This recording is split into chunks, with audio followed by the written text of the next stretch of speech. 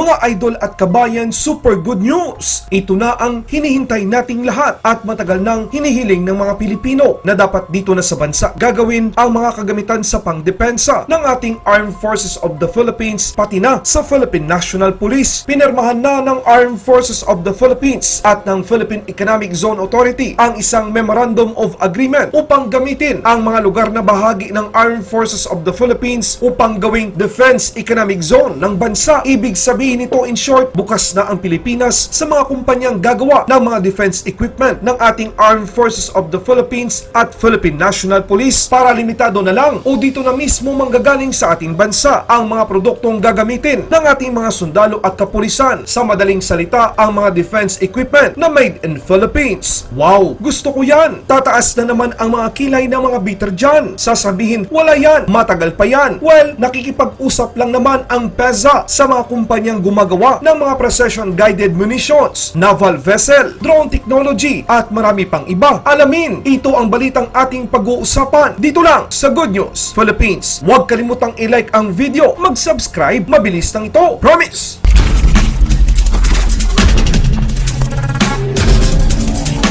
Ang Philippine Economic Zone Authority at ang Armed Forces of the Philippines ay lumagda sa isang Memorandum of Agreement o MOA upang i-explore ang paggamit ng isang bahagi ng mga lugar ng military reservation bilang mga economic zone. Bago umalis sa pwesto si dating Armed Forces of the Philippines Chief of Staff Lieutenant General Serelito Sobiana at ang PEZA Director General na si Charito B. Plaza ay pinirmahan ang Memorandum of Agreement. Ang tanong, bakit mahalaga ang development at paglagda ng MOA na ito? Makakatulong ba ito sa ating Armed Forces of the Philippines pati na sa Philippine National Police? Sa ilalim ng MOA o Memorandum of Agreement, tutulong ang PEZA sa pamamahala ng Defense Industrial Complex kasama ang Armed Forces of the Philippines at itaguyod ang pamumuhunan sa mga economic zone na ito sa pamamagitan ng pagbibigay ng mga fiscal incentives sa mga karapat-dapat na developer at locator na mamumuhunan sa ating bansa. Ibig sabihin nito, mga idol at kabayan, bubuksan na ng Pilipinas ang bansa sa mga kumpanyang gustong maglagay ng kanilang mga kumpanya lalo na sa mga larangan ng mga defense equipment. Hindi lamang ito makakatulong sa Armed Forces of the Philippines at Philippine National Police, ito ay makakatulong din sa mga tao dahil magbibigay ito ng trabaho lalong-lalo na sa ekonomiya ng bansa. Ang maganda pa dito, mga idol at kabayan, dito na rin kukuha ang Armed Forces of the Philippines at ang Philippine National Police ng kanilang mga kagamitan bilang isang layunin ng programang ito. In short, made in Philippines na ang mga produktong gagamitin ng ating mga sundalo at kapulisan. Sa katunayan, in terms of attracting defense-related industries, ang PEZA ay nakikipag-usap na sa mga malalapit at existing o dati nang namumuhunan sa paggawa ng mga precision-guided munitions, armored vehicles, naval vessel, military weapons and equipment, nanofiber para sa mga uniforme ng mga militar, drone technology at iba pang mga radio frequency identification device at software applications. Ito pa, makinig kayo. Bukod sa mga oportunidad upang matustusan ang pangangailangan ng Armed Forces of the Philippines at Philippine National Police sa larangan ng depensa, inaasahan na ang mga foreign defense industries na mag-ooperate sa bansa ay pwedeng mag-export ng kanilang produkto sa pandaigdigang merkado. Wow! Sino ang gustong makakita ng mga precision-guided munitions, drone technology, naval vessels at marami pang iba na ang tatak ay made in Philippines? Siyempre tayo. Sinabi pa ni PEZA Director General Charito B. Plaza, ang paglikha ng isang defense industrial complex ay hindi lamang magdudulot ng pagiging moderno ng bansa at mga pwersang pangdepensa, ngunit likha din ng mga trabaho at dahil ang bansa ay nasa isang strategic location, ang Pilipinas ay maaaring magsilbing manufacturing ng defense equipment at iba pang mga industriya sa rehiyon. Maraming salamat. Ang tagahatid ng balita, Good News Philippines. Mabuhay ang mga Pilipino! Mabuhay ang Pilipinas! Laban Pinas!